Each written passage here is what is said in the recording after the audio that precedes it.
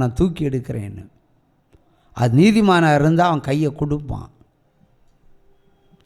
அவன் பாவியாக இருந்தால் என்ன நினைப்பான்னா, நம்ம கையை பிடிச்சி வாங்க நம்மையும் கூட உள்ளே இழுத்து போட்டுருவான். அதான் பாவிக்கு ஹிஸ்ட்ரி.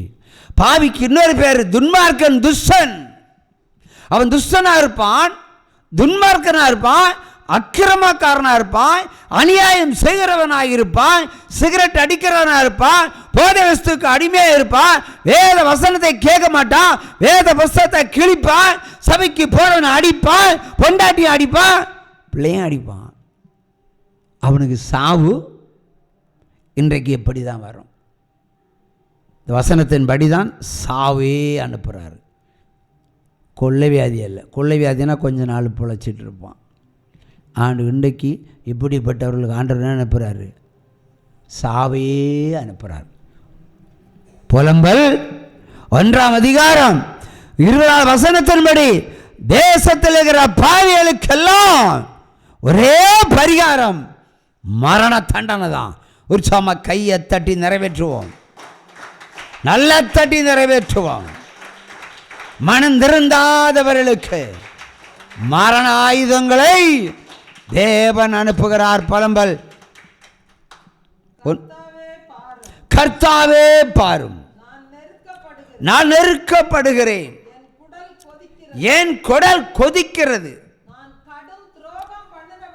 நான் கடும் துரோகம் பண்ணினபடியினால் என் இருதயம் வியாகுலப்படுகிறது. வெளியில பட்டயம் என்னை பிள்ளை அற்றவர்களாக மாற்றியது, வீட்டிற்குள்ளே மரணம் வந்து விட்டது. உச்சமா கையை தட்டலாம். பட்டயம் முதல்ல பிள்ளைகளை கொன்று போட்டது. பட்டயம் முதல்ல பிள்ளைகளை கொன்று போட்டது. ரெண்டாவது மரணம் வந்து விட்டது. இந்த மரணம் வர நேரத்தில் என்ன புலம்பி என்ன பிரயோஜனம்? என்ன தேடி என்ன பிரயோஜனம்? கடைசி நேரத்தில் மன்னிப்பே கிடையாது. மன்னிப்பு தருவேன் என்று சொல்லுகிற காலகட்டத்தில் மன்னிப்பை பெற்றுக்கொள்ளாத மனிதர்கள் மரணத்தின் வேளையில் நீ மன்னிப்பை கேட்டாலும் தர முடியாது. எனக்கு தெரிஞ்ச ஒரு சகோதரன் மரணத்தினுடைய வாசலில் சாவுறதுக்கு ஒரு வாரமாக கிடக்கிறான். என்ன சத்தான், நாளை சத்தான், மத்தன சத்தான்னு சொல்லிகிட்டே இருந்தாங்க. நான் பார்க்க போகிறதில்ல. ஒரு முறை சரி சாக போகிறது முன்னாடி முகத்தையே பார்த்துருவோம் போனேன். போனால் எல்லாரும் குனிக்கிறாங்க, எல்லாரையும் பார்க்குறான், அதனால் பேச முடியாது. இந்த நெருப்பில் போட்ட புழு எப்படி துடிக்கும் அதே மாதிரி புரண்டு தலகுத்தனை அப்படி சுருண்டு கையை நட்டி காலை தட்டி கையை அடித்து இங்கே அடித்து அப்படி அடித்து துடிக்கிறான் பாருங்கள். நமக்கு மூக்கையும் வாயும் பொத்துனா 2 செகண்ட் இது எப்படி துடிப்போம்? மூச்சு விட முடியாது. வியாதி, கொள்ளை வியாதி, சாவரு நேரம், சாவ ருசி பார்த்து ருசி பார்த்து ருசி பார்த்து ருசி பார்த்து ருசி பார்த்து ருசி பார்த்து ருசி பார்த்து ஆனாலும் சாக முடியாமல் சாகிறது பாருங்க. இதுதான் ஒரு பெரிய மரண ஆயுதம்.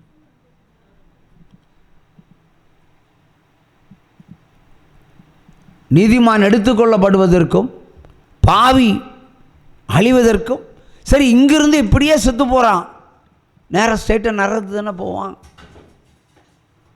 நரகத்தில் போய் இப்படி தான் கிடப்பான். சமீபத்தில் ஒரு சிறு குழந்தை சொன்ன சாட்சி எங்கிட்ட காதில் ஃபோனில் சொன்னது. இயேசு நரகத்தை காண்பிச்சு கொடுத்தாராம். அந்த பிள்ளை சொல்கிறதெல்லாம் பார்க்கும்போது அது பர்ஃபெக்ட். நான் ஏற்கனவே எப்படி பார்த்தேன்னா அதுதான் அந்த பிள்ளை பார்த்து சொல்லுது. நரகம் எப்படி இருக்கிறது என்று பாருங்க. அது அவியாத அக்கினி. அதாவது அக்கினி நெருப்பு ஸ்டாப் ஆனால் அது அழிஞ்சு போகுதுன்னு அர்த்தம். இது எரிஞ்சுக்கிட்டு தான் இருக்கும். ஒரு சரியனை எரிஞ்சு போச்சுன்னா பிரச்சனை இல்லை, உனக்கு ஒன்றும் தெரியாது. நீ எப்படி எரிஞ்சு போகிறேன்னு உனக்கு தெரியாது. ஆனால் ஒரு 3 நிமிஷம் உடம்புல தீ பற்றி எரிஞ்சால் உனக்கு ஞாபகம் போயிடும், சுய உணர்வு போயிடும். ஏன்னா இருதயத்தில் வேக்காடு வரும்போது என்ன ஆகும்? சுயம் இழந்து போயிடுவேன். அப்புறம் நீ யாரை பார்த்தாலும் யாரை பார்க்குற மாதிரி தோணாது. அதுக்கப்புறம் தீ எறிஞ்சா, வாழை மரத்தில் தீ எறிஞ்சா வாழை மரத்துக்கு என்ன நோவு தான், அதே மாதிரி உனக்கு தெரியாது. ஆனால் அந்த 3 நிமிஷம் நீ நெருப்பில் இருக்கும்போது இந்த பெட்ரோல் ஊற்றி கொளுத்துவாங்க, மண்ணெண்ணெய் ஊற்றி கொளுத்துவாங்க. அப்படி கொளுத்தும்போது அவங்க உடம்பு எப்படி எரிகிறதோ, எப்படி வலிக்கிறதோ, எப்படி துடிக்கிறனோ, அதான் நிரந்தரமான லைஃப். 3 நிமிஷமே நம்மளால் தாக்கு பிடிச்ச முடியல. இப்போ நரகத்தில் எல்லா காலமும் எல்லா நேரமும் எரிஞ்சிட்டு சரீரம் அழியவும் செய்யாது. அது அவியாத நெருப்பு. மற்றவங்க எல்லாம் இங்கே உலகத்தில், இந்த பூலோகத்தில் சோதனை அனுபவித்து நம்ம நீதிமானாக நடந்து பரிசுத்தமாய் வாழ்ந்து பரிசுத்தமாய் மடிந்து அங்கே போய் புதிதாய் முளைப்போம். முளைச்சிட்டு ஆண்டவருக்கு என்ன சொல்லுவோம்? அல்லேலியே சொல்லிட்டு இருப்போம். அவன் என்ன பண்ணுவான்? ஐயோ எரிது, உனக்கு சொறி இருந்தாலும் எப்படி இருந்து சொறிக்க வழக்கத்தை ஒன்று சொல்லித்தான் பார்க்கலாம். எப்படியெல்லாம் சொரிஞ்சன்னு சொல்லு. ஒரு உனக்கு ஒரு சொருவியாதியை போட்ட வரை எப்படியெல்லாம் சொரிஞ்ச? ராத்திரி தூங்க முடியாது, எப்பொழுது ஊந்துக்கிட்டே இருக்கும், சொரிஞ்சிட்டே இருக்கணும். ஸ்லேடு வச்சு சொரிஞ்சிட்டு இருப்ப, சொரிஞ்சு கை புண்ணாகி விட்டது, ரத்தம் வரும். ஆனாலும் ஊரல் இருக்கும்ல. அதுக்கப்புறம் என்ன பண்ணுவேன்? நிற்காது. ஊரல் நிற்கவே நிற்காது. வீட்டில் உள்ளவங்க யாரெல்லாம்? அம்மாவும் அப்பாவும் சொரியாது. அப்போ ஊரில் இருக்கு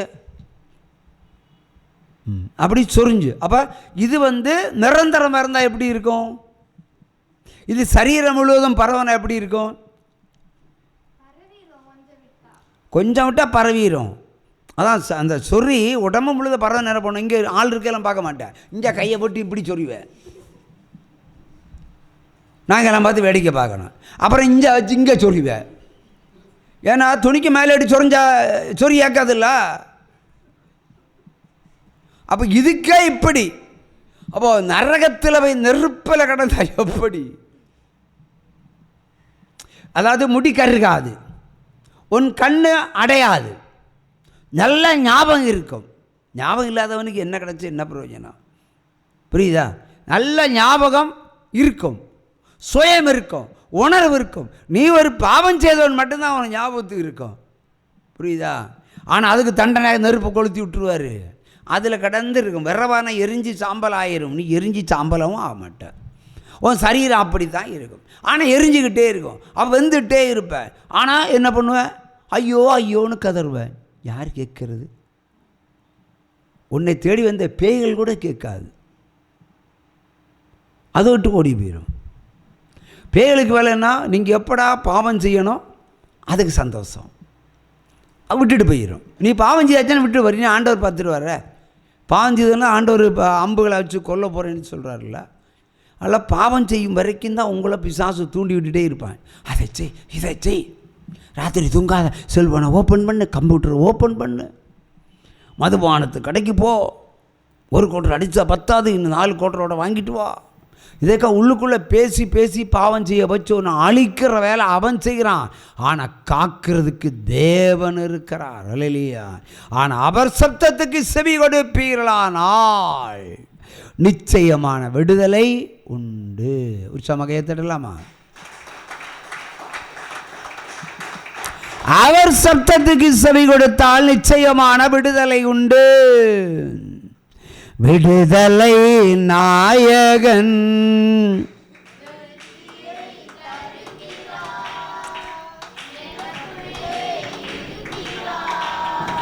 என்ன ஆனந்தம், விடுதலை நாயகன் எனக்குள்ளே இருக்கிறார்.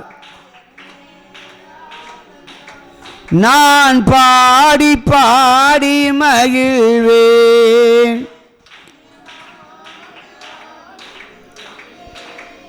நான் பாடி பாடி மகிழ்வேன்.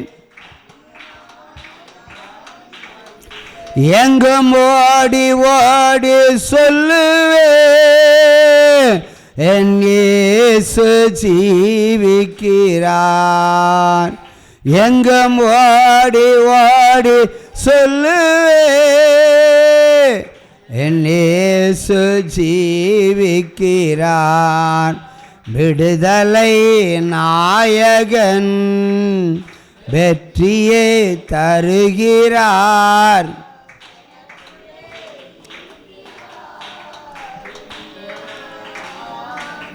ஆகவே பாவம் செய்கிறவனுக்கு சாவும், பாவம் செய்யாதவனுக்கு வாழ்வும் இந்த பூமியிலே வைக்கப்பட்டிருக்கிறது. அல்லேலூயா. ஒரு சம கையை தட்டலாம். இந்த பாவம் செய்யாதவன் ஒரு சுகவாழ்வை காண வேண்டுமானால் பெரும் பாடுகளை காண வேண்டும், பெரும் தடைகளை தாண்டி வர வேண்டும். சகோதரன் சொன்னார் பாருங்க, கால் வெடிப்பு தீரல, வியாதி தீரல, பிரச்சனை தீரல, பாஸ்டருக்கு 2 டோஸ் கொடுக்கணும், ஆண்டவருக்கு 2 டோஸ் கொடுக்கணும். என்ன மட்டும் தந்தா போகிறாது, ஆண்டவருக்கு கொடுக்கணுமா பிரதர்? கொஞ்சம் எழுப்பி நில்லுங்க, முகத்தை ஒன்று பார்க்கட்டு. என்ன இழுத்துருங்க, பிரச்சனை இல்லை, ஆண்டவரையும் இழுத்தீங்க. முடியாத பட்சத்தில் புலம்பக்கூடாது, அதான் முக்கியம். கிறிஸ்தவன் புலம்பவே கூடாது. உட்காருங்க பிரதர்.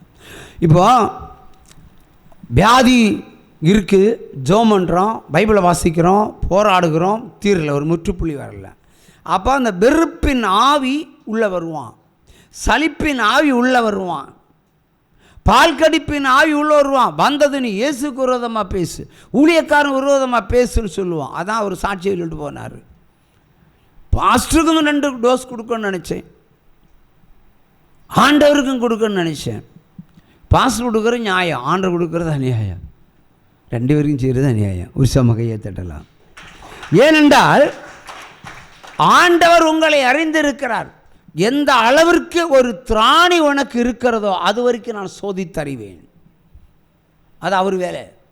எந்த அளவுக்கு ஒரு அற்புதத்தை செய்யணுமோ அதற்கு ஒரு நேரம் காலம் வைத்திருப்பார்.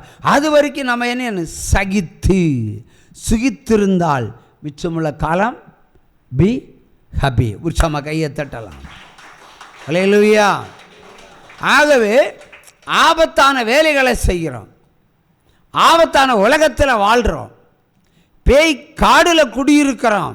இன்றைக்கெல்லாம் ஜீவனோடு இருக்கிறது காரணம் அவர் தானே, உயிரை தந்திருக்காருல்ல. இப்போ யோபுக சரீரத்தில் சாத்தான் என்ன செய்தான்? எல்லா வியாதியும் போட்டான், தோள்கள் வரைக்கும் புழுத்தது, சதை வெளிப்பட்டது, சதையிலே கூடுகட்டி புழுக்கள் வாழ்ந்தது, அவன் எலும்புகளிலே எண்ணெய் ஊற்றப்படுகிறது, குழு குழு ஐஸ் மாதிரி இருக்கும், அதிலே ஒரு வலி, ஒரு வித்தியாசமான வலி. எலும்புகளுக்குள்ள எண்ணெயை பரத்திலிருந்து ஊற்றினீர், நான் பரவாமல் நலமாக இருக்கும் என்று சொல்லி புலம்பனான். அவ்வளோ அவஸ்தைகளை அவன் அனுபவிக்கிறான். எதற்கு? பிற்காலம் 10 பிள்ளைகளோட வாழ்கிறதுக்கு. 10 பிள்ளை கிடச்சிதா இல்லையா? கிடச்சிது. சுகமாக முன்னிலைமையை காட்டிலும் பின்னிலைமை மிகவும் ஆசீர்வாதமாகவே இருந்தது. அப்படிப்பட்ட யோபு அனுபவிச்சான் துன்பம். அவன் எங்கே போய் பாவம் செஞ்சான்? ஒரு பாவமும் செய்யலை. ஆனால் அவனுக்கு தண்டனை கிடைத்தது, அது சோதனை. ஏனென்றால் பிசாசானவன் பரலோகத்தில் போய் ஆண்டவருக்கு முன்பாக நிற்கிறான். யோபு 1ஆம் அதிகாரம் 2ஆம் அதிகாரம் வாசிக்க தெரியும். அப்போ ஆண்டவரை கேட்குறாரு, சும்மா இருக்கிற ஓனானை தூக்கி பேண்ட் பாக்கெட்டில் போட்டது போல், சும்மா இருக்கிற சங்கை எடுத்து ஊதுனது போல் ஆண்டவரை கேட்கிறார் பிசாசை பார்த்து, எங்கெல்லாம் சுற்றி திரிஞ்சு வர்ற? உலகெல்லாம் சுற்றி பார்த்து வருகிறாயோ? ஆமாம், நீர் படைத்த அந்த உலகத்தை சுற்றி பார்த்து வந்தேன். என் தாசனாகிய யோபை சந்தித்தாயோ? யோபை சந்தித்தாயோ? அவர் குறிப்பாக யோபை பேர் சொல்லி சொல்கிறார். எத்தனை மக்கள் இருக்கலாம், அதில் அவருக்கு பிரியமான ஒருதனை அவர் பேர் சொல்லி கூப்பிடுறாரு. என் தாசனாகிய, பாருங்க, என் மகனாகிய என் குமாரனாகிய யோபை நீ பார்த்தாயோ? ஆமாம் பார்த்தேன். நல்லா இருக்கிறானா? நல்லா இருக்கிறான். உம்முடைய கிருபை இருக்கிறனால நல்லா இருக்கிறான். உம்முடைய கிருபை இருக்கிறனால சரி, அவன் மேலே வைத்த கிருபை நான் எடுத்துக்கொள்கிறேன். உன்னை கொண்டு முடிஞ்சால் நீ என்ன வேணும் பண்ணிக்கோ. முதல்ல போனான். இந்த மலை ஐஸ் கட்டுக்கு எறிகிறது போல் அவனுடைய ஆஸ்திகளை கரைச்சிட்டான், அழிச்சிட்டான். டமார் டமார் டமார் டமார் மொத்த ஆஸ்திகளும் அழிந்து விட்டது. அதுக்கப்புறம் 10 பிள்ளைகளும் செத்து போய்விட்டது, ஒன்றும் இல்லை. அப்புறம் பொண்டாட்டி மட்டும் மிச்சான். அவள் சொல்லுவா, நாண்டுட்டு செத்து போ, தூக்குப்பட்டு செத்து போடான்னு சொல்கிறான். பலி மேலே பலி, அடி மேலே அடி, அதுக்கு மேலே மறுபடியும் இவ்வளோ அழிச்சுக்கிட்டு மறுபடியும் பரலோகத்துக்கு போகிறான். என்ன எல்லாம் செஞ்சியே, ஆனால் இன்றும் அவன் என்னைத்தானே தேடுகிறான். யோபு இன்றைக்கும் என்னைத்தானே துதிக்கிறான், ஒன்னை அல்ல என்று ஆண்டவர் பிசாசை பார்த்து பேசுகிறார். என்னைத்தான் கும்பிடுறான், ஒன்னை அல்ல. உலக ஆஸ்திகளை யோபுக்கு மணி வச்சு பிசாசு பேசுது, நாண்டுட்டு செத்து போடா. அதுக்கு பதில் சொல்கிறான், இந்த உலகத்தில் அநேக நன்மைகளை கர்த்தரால் பெற்றுக்கொண்டோம், சிறு தீங்கு அனுபவித்தால் என்ன, அட போட வைத்தியக்காரின்னு சொல்லிட்டான். ஆனால் பிசாசனுடைய ஆட்டம் யோபுவிடத்தில் பலிக்கலை. ஆனால் இந்த கோபத்தில் பிசாசனை செய்து மறுபடியும் ஆண்டர்கிட்ட வந்து நிற்கிது. அப்போ ஆண்டர் சொல்கிறார், எப்படி இருக்கிறான் யோபு, உன் தலைமையில் அவன் தலைமையில் உன் கை இருக்குது, அதனால் உண்மையை தூக்கி உண்மையை துதித்து கொண்டு இருக்கிறான் என்று சொன்னான். அப்படியா சொல்கிற, சரி நான் கையையும் கூட எடுத்துடுறேன். இப்போ முற்றிலுமாய் உனக்கு நான் கையளித்தேன், ஆனால் ஒரு நிபந்தனை, அவன் பிராணனை மட்டும் வாங்காதே. பிராணன் என்று சொன்னால் உயிர், உயிரை மட்டும் தொடாத, நீ வேணா என்ன ஒன்றும் பண்ணிக்கோ. அப்படித்தான் சந்தோஷத்தில் பிசாசு வந்து யோபுக சரீரத்தில் புழுக்களை கூடு கட்டும்படி செஞ்சான். அழுகி நாத்தம் எடுத்தது. எவ்வளோ பெரிய எஜமான், எவ்வளோ பெரிய பெரியவன், எவ்வளோ பணக்காரன், எவ்வளோ கோடீஸ்வரன், எவ்வளோக்கு பரிசுத்தமானவன், அவ்வளோ பரிசுத்தமானவன், அவனுக்கே இந்த கதி. இப்போ நமக்கு என்ன, நம்ம அதில் கொஞ்சம் தான் அனுபவிக்கிறோம்.